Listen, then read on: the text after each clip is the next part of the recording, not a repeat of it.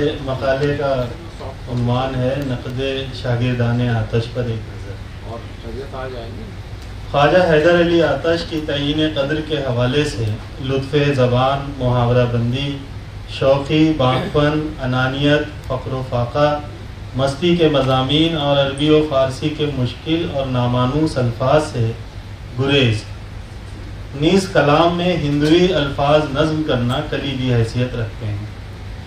آتش کے ہم عصر اور مشہور زمانہ استاد شاعر شیخ امام بخش ناسک کے کلام کو غزل قصیدہ طور کہہ کر نظر انداز کر دیا گیا، حالانکہ دونوں اساتذہ کا تعلق ایک ہی رنگ سخن سے ہے۔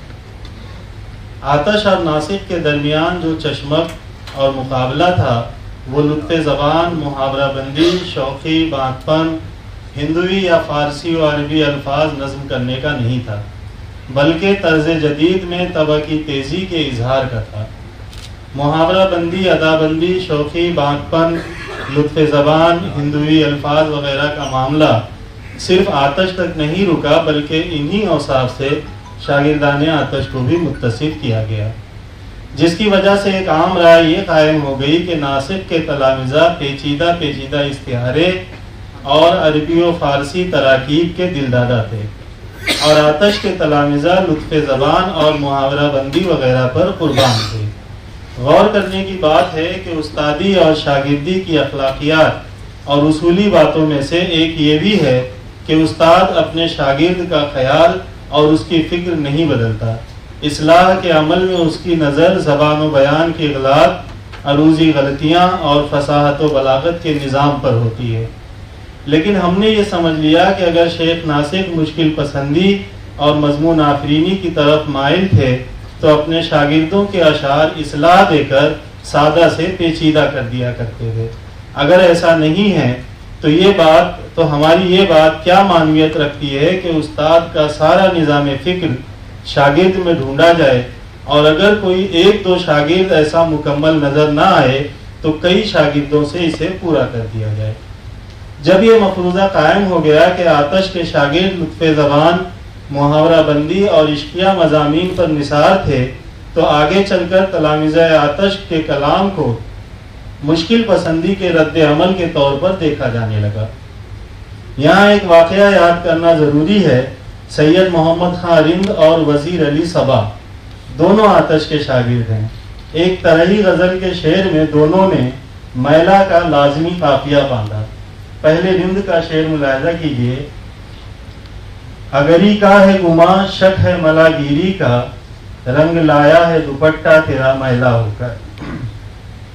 اب صبا کا شعر ملاحظہ کیجئے: باغباں بلبلے کشتہ کو کفن کیا دیتا، پیرہن گل کا نہ اترا کبھی میلا ہو کر۔ رند کو یہ گمان تھا کہ میلا کا قافیہ جیسا میں نے باندھا ہے اس سے بہتر ممکن نہ تھا، لیکن آتش نے صبا کے شعر میں قافیہ میلا جس طرح نظم ہوا ہے اسے پسند کیا۔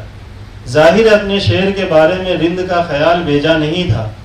دونوں شعر مضمون آفرینی سے تعلق رکھتے ہیں، لیکن استاد کو صبا کے شعر میں میلا کا قافیہ قدر پیچیدگی کے ساتھ نظم ہونا زیادہ مستحسن معلوم ہوا۔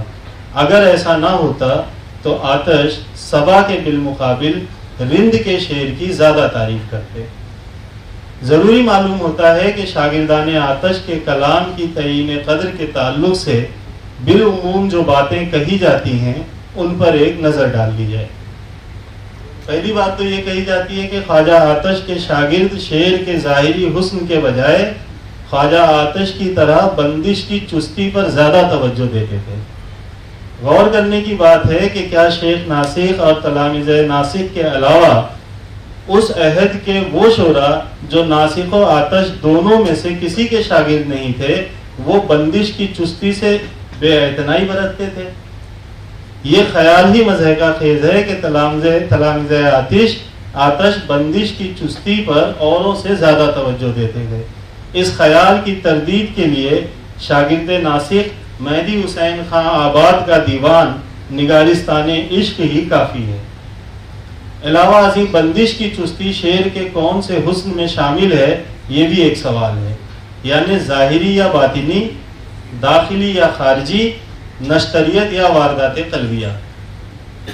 دوسری بات یہ کہی جاتی ہے کہ خواجہ آتش کے شاگردوں نے اپنے کلام میں تصوف و اخلاق، استغنا اور بے نیازی کے مضامین کو جگہ دی۔ وہ صرف خیال بندی و مضمون آفرینی میں الجھ کر نہیں رہ گئے۔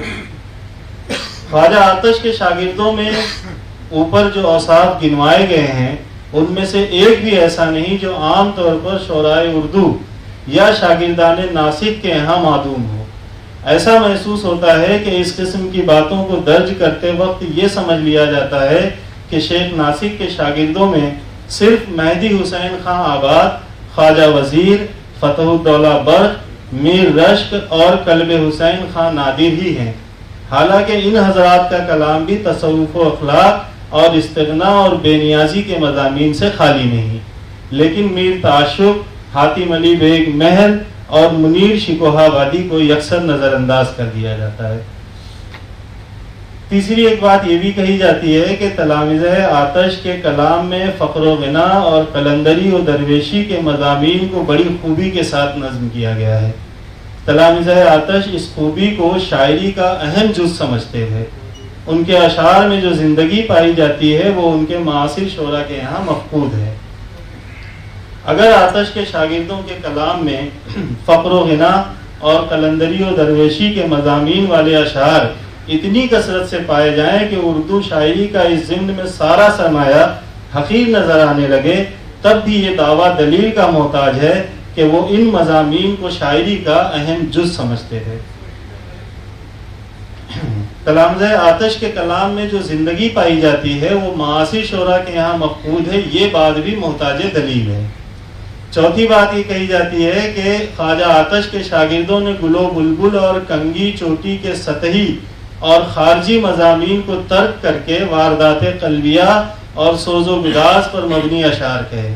اس کا نتیجہ یہ نکلا کہ ان کے کلام کا بیشتر حصہ مبالغہ آرائی، معاملہ بندی اور سطحی مضامین سے پاک ہونے کے علاوہ انداز بیان پرکیف اور پر اثر ہو گیا۔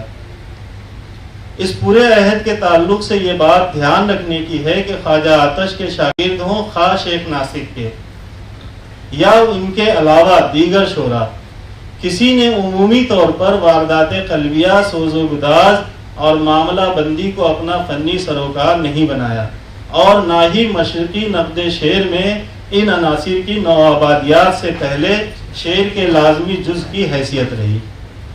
پانچویں بات یہ کہی جاتی ہے کہ تلامذہ آتش کی ایک خصوصیت یہ بھی ہے کہ ان لوگوں نے اپنے کلام میں ہندوی اور بھاکا کے الفاظ کافی تعداد میں استعمال کیے۔ مثال کے طور پر کلنک، ٹیکا، روگ، چتون، رتن، پارس، سومناتھ، ساون وغیرہ ہندی کے الفاظ۔ ایک اور بات، رائج الوقت الفاظ استعمال کر کے زبان کے دائرے کو وسعت بخشی اور عامیانہ و صوفیانہ الفاظ استعمال کرنے سے گریز کیا۔ آتش یا شاگردان آتش کی یہ خصوصیت بھی ان کا وصف خاص کہلانے کی مستحق نہیں۔ شیخ ناسک عربی و فارسی کے الفاظ و تراکیب کو بھی اس طرح نظم کرتے ہیں کہ خاص اردو کا محاورہ معلوم ہو۔ امداد امام اسد نے تو یہ بات لکھی ہے کہ وہ ایسے نظم کرتے ہیں کہ پتہ ہی نہیں چلتا عربی اور فارسی کے الفاظ ہیں۔ تو بھلا بھاکا کے الفاظ کیسے محسوس ہوں گے؟ یہ واقعہ ہے کہ کلام ناسک میں ہندی یا بھاکا کے الفاظ کی خاصی تعداد موجود ہے۔ میں نے یہاں تقریباً 30-35 الفاظ درج بھی کیے ہیں، انہیں میں چھوڑ رہا ہوں آگے۔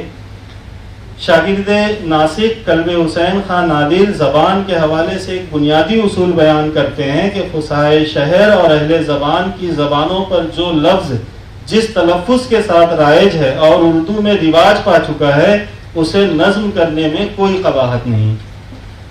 میر رشک کا کلام اس بات پر شاہد ہے کہ انہوں نے اس پر عمل کرنے کی کوشش بھی کی۔ میر رشک نے ہندوی الفاظ کا ایک لغت بزبان فارسی نفس اللغہ بھی مرتب کیا۔ ان حقائق کی موجودگی میں یہ تاثر دینا کہ ہندوی الفاظ کا استعمال خواجہ آتش اور ان کے شاگردوں کا امتیازی وصف ہے اور ان کے معاصرین اس روش کے خلاف یا اس پر عمل پیرا نہیں تھے، کھلا ہوا دھوکہ ہے، جب حقیقی صورتحال یہ ہے تو کیسے کہا جا سکتا ہے کہ زبان کی درستی و صفائی، بندش کی چستی، محاورے کی صحت وغیرہ تلامذہ آتش کا خاص حصہ ہیں۔ تلامذہ آتش کا یہ وصف اس دور میں شیخ ناسک اور ان کے شاگردوں کے درمیان بالکل ایک متوازی میلان کے طور پر نظر آتا ہے۔ ایک بات یہ بھی کہی جاتی ہے کہ محاورہ بندی جو دوسرے شعراء کے کلام میں معطوب ہے، دوسرے شعراء کے کلام میں معطوب ہے، یعنی ہماری تنقید جو ہے وہ جب کسی دوسرے شاعر پر نظر ڈالتی ہے تو انہی چیزوں کو، انہی اوصاف کو کہا جائے کہ مطلب بہت پامال اور رجت پسندی اس طرح کی چیزوں سے نوازتی ہے، لیکن جب تلامذہ آتش پر نظر ڈالتی ہے تو یہ کہتی ہے کہ ان کا یہ بنیادی وصف اور اس کی خوب تحسین کرتی ہے، اور کہتی ہے کہ اصول فصاحت سے جانچنے اور پرکھنے کے بعد محاوروں کو شعر میں نظم کیا گیا ہے، گویا دوسرے شعراء نے شعوری طور پر فصاحت و بلاغت کو بالائے طاق رکھ دیا تھا۔ ایک بات یہ بھی کہی جاتی ہے کہ خواجہ آتش اور ان کے شاگردوں کے ہاں تمثیلی رنگ کے شعر بکثرت پائے جاتے ہیں۔ اس بارے میں کچھ کہنے کی ضرورت محسوس نہیں ہوتی، کیونکہ یہ وہ رنگ سخن ہے جس میں شیخ ناسک بے مثال تسلیم کیے گئے ہیں، اور یہ رنگ سخن اس پورے عہد کو محیط ہے۔ اس عہد میں اگر کسی کو تمثیلی رنگ سخن میں اختصاص حاصل ہے تو وہ شیخ ناسک اور خواجہ آتش دونوں کے شاگردوں کو حاصل ہے، نہ کہ صرف خواجہ آتش اور ان کے شاگردوں کو، بلکہ تلامذہ کے تعلق سے یہ بات وثوق کے ساتھ کہی جا سکتی ہے کہ خیال بندی اور مثال بندی میں شیخ ناسک کے شاگرد خواجہ وزیر کو سب پر تفوق حاصل ہے۔ درجے والا تمام خصوصیات کو قدیم عہد میں شاید ہی کسی نے خواجہ آتش کے شاگردوں کے ساتھ خاص کیا ہو۔ قدیم محققوں اور سخن فہموں نے عام طور پر الگ الگ شاعر کی علیحدہ حیثیت سے بحث کی۔ یہ روش رام بابو سکسینہ تک تواتر کے ساتھ ملتی ہے، یعنی یہ لوگ جب خواجہ آتش کے شاگرد میر وزیر علی صبا کا بیان کرتے ہیں تو کہتے ہیں کہ خیال بندی اور پیچیدہ استعاروں کے دلدادہ تھے۔ دھیان دینے کی بات ہے کہ میر وزیر علی صبا یہ آتش کے شاگرد ہیں، اور ان کے یہاں کلام کا جو وصف بتایا گیا ہے وہ پیچیدہ استعارے اور خیال بندی۔ کلام میں تصنع اور آورد کے علاوہ غیر مانوس الفاظ کی کثرت ہے، یعنی وہ جو بات عمومی طور پر کہی جاتی تھی اس کا رد اب خود ہی ہو رہا ہے۔ جب سید محمد خان رند کا ذکر کرتے ہیں تو کہتے ہیں کہ کلام میں صفائی اور سادگی ہے، زبان میں محاورات کی برجستگی اور تاثیر ہے، لیکن بلند پروازی اور خیال آفرینی بہت کم ہے۔ اب یہ رند جیسے شاعر کے بارے میں یہ بات کہی گئی ہے۔ میر دوست علی خلیل کا ذکر کرتے ہوئے کہتے ہیں کہ کلام میں نامانوس الفاظ اور رعایت لفظی کا بہت وفور ہے۔ خلیل کے بعض اشعار نہایت عمدہ اور بعض بہت عام اور معمولی قسم کے ہیں۔ شاگردوں میں خواجہ آتش کا حقیقی جانشین کون ہے، اس بارے میں بھی اہل علم مختلف رائے ہیں، یعنی بعض صبا کو اور بعض رند کو خواجہ آتش کا جانشین کہتے ہیں۔ اصل حقیقت یہ ہے کہ شیخ ناسک اور خواجہ آتش کے بعد نازک خیالی اور تمثیلی طرز بیان کے ساتھ ساتھ زبان و بیان کی سطح پر جو نمایاں امتیاز پیدا ہوا وہ یہ تھا کہ محاورہ بندی اور روزمرہ کا راستہ بدل کر خیال بندی کا ذریعہ بنایا گیا۔ یہ عہد ناسک و آتش کے بعد کی فضا کا غالب اور عام رنگ ہے۔ اس رنگ کی سب سے بین مثال میر رشک ہیں۔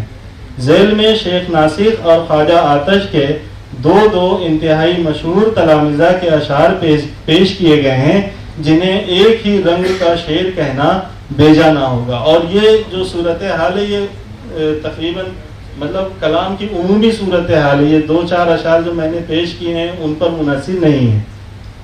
میر وزیر علی صبا جو آتش کے شاگرد ہیں ان کا شعر ہے: جھوٹوں کا بادشاہ کہوں اے صنم تجھے، یہ حال ہے کہ بات کہی اور مکر گیا۔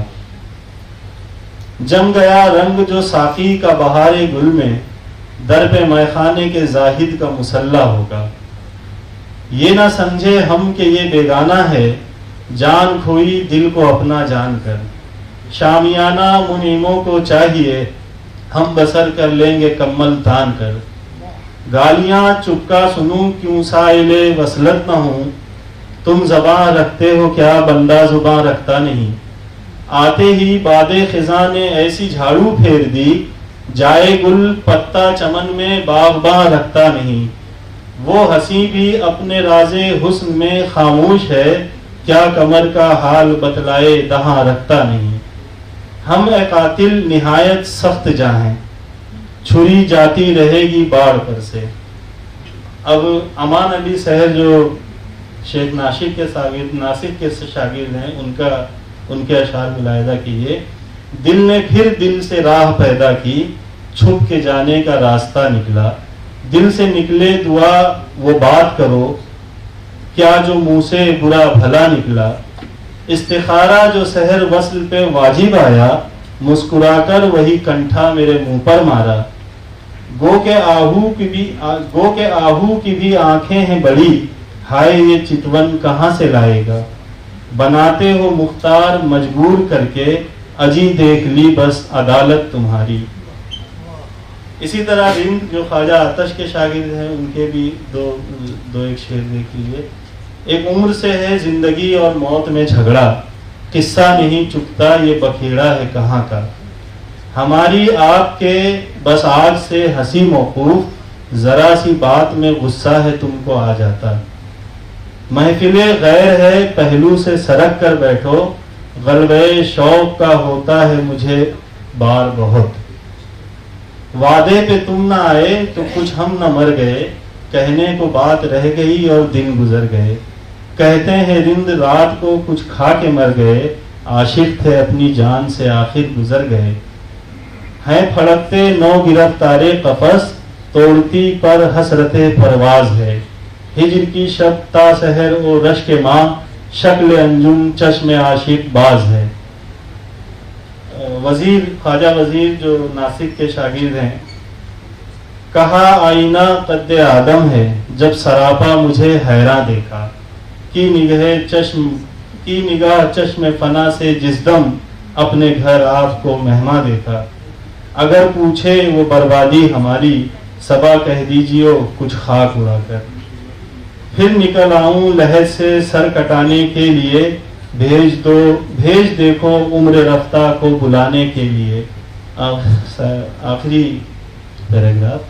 شیخ ناسک کے شاگردوں کے یہاں چھوٹی بہروں کے آسان اشعار دیکھ کر یہ بات ایک کلیے کے طور پر کہی جاتی ہے کہ شیخ ناسک کے شاگردوں کو بھی خیال بندی کی بیروح شاعری اور جذبہ و احساس سے آری شاعری کا نقص معلوم ہو گیا تھا. لہذا ان لوگوں نے اپنے استاد کی طرز کو چھوڑ کر خواجہ آتش, اس بات سے قطع نظر کہ طرز شیخ ناسک و خواجہ آتش ایک ہی ہے, اور ان کے شاگردوں کی طرز کو اپنا لیا.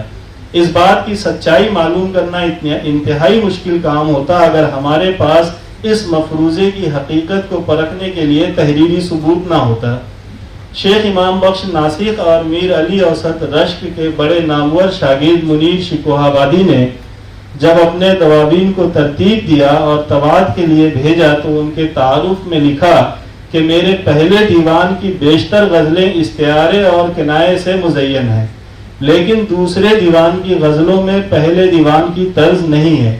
دیوان دوم استعارہ اور کنایہ کی خوبیوں سے عاری ہونے کے باوجود معنی کی نزاکت رکھتا ہے. آخر منیر شکوہ آبادی نے یہ طرز عمل کیوں اختیار کیا, اس کے بارے میں وہ بتاتے ہیں کہ اس زمانے میں لوگ خصوصاً شعراء علم و کمال اور فضل سے عاری ہیں, رسم الخط اور علم عروض تک سے نابلد ہیں. جب ایسی صورتحال ہے تو بھلا شعر و سخن کی دقیق نقطہ سنجیاں یہ کیسے سمجھ سکتے ہیں. یہی حال شعر سننے والوں کا بھی ہے. منیر کہتے ہیں کہ اسی زوال آمادہ صورتحال کے پیش نظر میں نے اپنے کلام کو لوگوں کی ذہنی سطح کے مطابق کر دیا ہے اور آسان گوئی شروع کر دی ہے. لہذا امکانی بات یہ بھی ہے کہ منیر شکوہ آبادی کی طرح دوسرے شاگردان ناسک و آتش نے بھی شعر گوئی کو سامع اور قاری کی ذہنی سطح کے مطابق لانے کی کوشش کی ہو, جس میں وہ کہیں کامیاب ہوئے اور کہیں ناکام رہے. شکریہ.